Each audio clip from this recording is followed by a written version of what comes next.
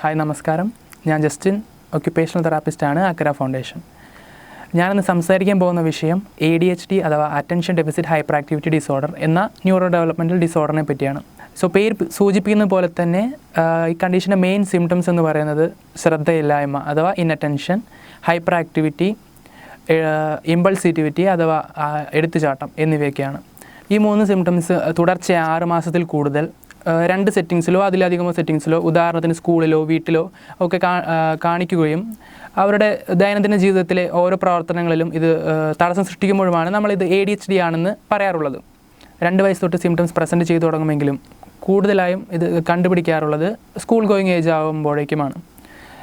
സ്കൂളിൽ ശ്രദ്ധ കുറവാണ്, മറ്റു കുട്ടികളെ ഡിസ്റ്റർബ് ചെയ്യുന്നു, ഇറങ്ങി നടക്കുന്നു ക്ലാസ് എടുക്കുന്നതിൻ്റെ ഇടയിൽ, കൂടാതെ വൃത്തിയായി എഴുതുന്നില്ല, നോട്ട്സ് കംപ്ലീറ്റ് ചെയ്യുന്നില്ല എന്നൊക്കെ ആയിരിക്കും സ്കൂൾ ടീച്ചേഴ്സ് പറയാറുള്ള കംപ്ലയിൻറ്റ്സ്. വീട്ടിലാണെങ്കിൽ പഠിക്കാൻ ഇരുത്തി കഴിഞ്ഞാൽ ഒരു സ്ഥലത്ത് അടങ്ങിയിരിക്കില്ല, ഓട്ടവും ചാട്ടവും കൂടുതലാണ് എന്നൊക്കെ ആയിരിക്കും വീട്ടിലെ കംപ്ലയിൻറ്റ്സ്. ഈ സിംറ്റംസ് ഒക്കെ കണ്ടു കഴിയുമ്പോഴും കുട്ടിയെ മാനേജ് ചെയ്യാൻ പറ്റാത്തൊരു സ്റ്റേജ് ആകുമ്പോഴേക്കാണ് പാരൻസ് തൻ്റെ കുട്ടിക്കൊരു പ്രശ്നമുണ്ട് എന്ന് മനസ്സിലാക്കി ട്രീറ്റ്മെൻറ്റിന് പോകാറുള്ളത്. അപ്പോൾ ADHD ഉള്ള എല്ലാ കുട്ടികൾക്കും ഒരേ ഫീച്ചേഴ്സ് ആയിരിക്കില്ല ഉണ്ടായിരിക്കുന്നത്. കാരണം ADHD മെയിനായിട്ട് 3 പ്രസൻറ്റേഷൻസ് അല്ലെങ്കിൽ 3 ടൈപ്സ് എന്ന് തിരിച്ചിട്ടുണ്ട്. അപ്പോൾ ആദ്യ ടൈപ്പ് എന്ന് പറയുന്നത് പ്രിഡോമിനൻ്റ്ലി ഇൻഅറ്റൻറ്റീവ് ടൈപ്പ് എന്നാണ് പറയുക. അപ്പോൾ ഇതിൽ കാണുന്ന മെയിൻ ഫീച്ചേഴ്സ് എന്ന് പറയുന്നത് വളരെ ശ്രദ്ധ കുറവുള്ളവരായിരിക്കും ഇവർ. ചെറിയ കാര്യങ്ങൾ പോലും മറന്നു പോവുക, ഈസി ആയിട്ട് ചെറിയ സൗണ്ടോ അനക്കമോ കേൾക്കുമ്പോൾ ഈസി ആയിട്ട് ഡിസ്ട്രാക്റ്റ് ആവുക, ചെറിയ ഇൻസ്ട്രക്ഷൻസ് പോലും ഫോളോ ചെയ്യാനുള്ള ബുദ്ധിമുട്ട്, ഇതൊക്കെയാണ് ഈ ടൈപ്പിൽ കാണാറുള്ളത്. രണ്ടാമത്തെ ടൈപ്പ് എന്ന് പറയുന്നത് predominantly hyperactive or impulsive type എന്നാണ്. വളരെ എടുത്തുചാട്ടം കൂടുതലുള്ളവരായിരിക്കും ഇവർ. ഓവറായിട്ട് സംസാരിക്കുക, ഫാസ്റ്റായിട്ട് സംസാരിക്കുക, ഒരു സ്ഥലത്ത് അടങ്ങിയിരിക്കാനുള്ള ബുദ്ധിമുട്ട്, ഓടിച്ചാടി നടക്കുക എന്നിവയൊക്കെയാണ് ഇതിൽ കാണുന്ന മെയിനായിട്ടുള്ള ഫീച്ചേഴ്സ്.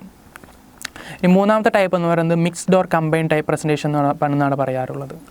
ഇതിൽ മെയിനായിട്ടുള്ള ഫീച്ചേഴ്സ് എന്ന് പറയുന്നത് നമ്മൾ ആദ്യം പറഞ്ഞ ഒന്നാമത്തെ പ്രിഡോമിനൻ്റ്ലി ഇൻഅറ്റൻറ്റീവ് ടൈപ്പിൻ്റെയും പ്രിഡോമിനൻ്റ്ലി ഹൈപ്പർ ആക്റ്റീവ് ഇമ്പൾസീവ് ടൈപ്പിൻ്റെയും ഒരു മിക്സ് പോലെയാണ് ഇതിൽ കാണാറുള്ള ഫീച്ചേഴ്സ്.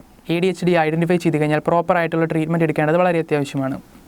കാലക്രമേണ സിംറ്റംസ് കുറഞ്ഞു വരുന്നത് കാണാറുണ്ടെങ്കിലും പലരിലും ഇത് ADHD സിംറ്റംസ് പെർസിസ്റ്റ് ആവുകയും അവർ ടീനേജിലും അഡൾട്ട് ഏജിലോട്ട് കടക്കുമ്പോഴും ഒരു അഡൾട്ട് ADHD എന്നൊരു അവസ്ഥയിലോട്ട് പോകാറുണ്ട്. ഇത് കുട്ടിയുടെ ഹയർ സ്റ്റഡീസിനെയും ഭാവിയിൽ അവരുടെ മാരേജ് ലൈഫ്, വർക്ക് ലൈഫ് എന്നിവയെയും പ്രതികൂലമായി ബാധിക്കാൻ സാധ്യതയുണ്ട്. ADHD ട്രീറ്റ്മെൻറ്റിൽ വളരെ വലിയൊരു പങ്ക് വഹിക്കുന്നത് കുട്ടിയുടെ കൂടെ ഏറ്റവും കൂടുതൽ സമയം ചെലവഴിക്കുന്ന മാതാപിതാക്കൾ തന്നെയാണ്. ഒരു ഒക്യുപ്പേഷണൽ തെറാപ്പിസ്റ്റിൻ്റെ റോൾ എന്ന് പറയുന്നത് പ്രധാനമായും ADHD ബാധിച്ച ഒരു കുട്ടിയുടെ ദൈനംദിന കാര്യങ്ങളിൽ എങ്ങനെ ഇത് ബാധിക്കുമെന്ന് കണ്ടുപിടിക്കുകയും അത് പരിഹരിക്കാനുള്ള അവരെ പാരൻസിനെയും കുട്ടിയെയും സഹായിക്കുകയും എന്നതുമാണ്. കുട്ടിയുടെ school life, social life situations, പിന്നെ വീട്ടിലെ മറ്റു കാര്യങ്ങളും ഇതെല്ലാം ഇതിൽ പെടുന്നു.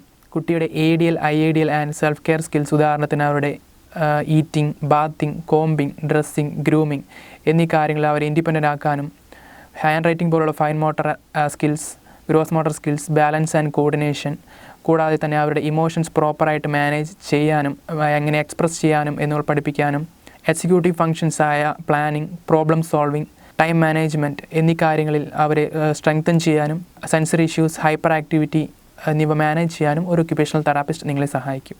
Thank you.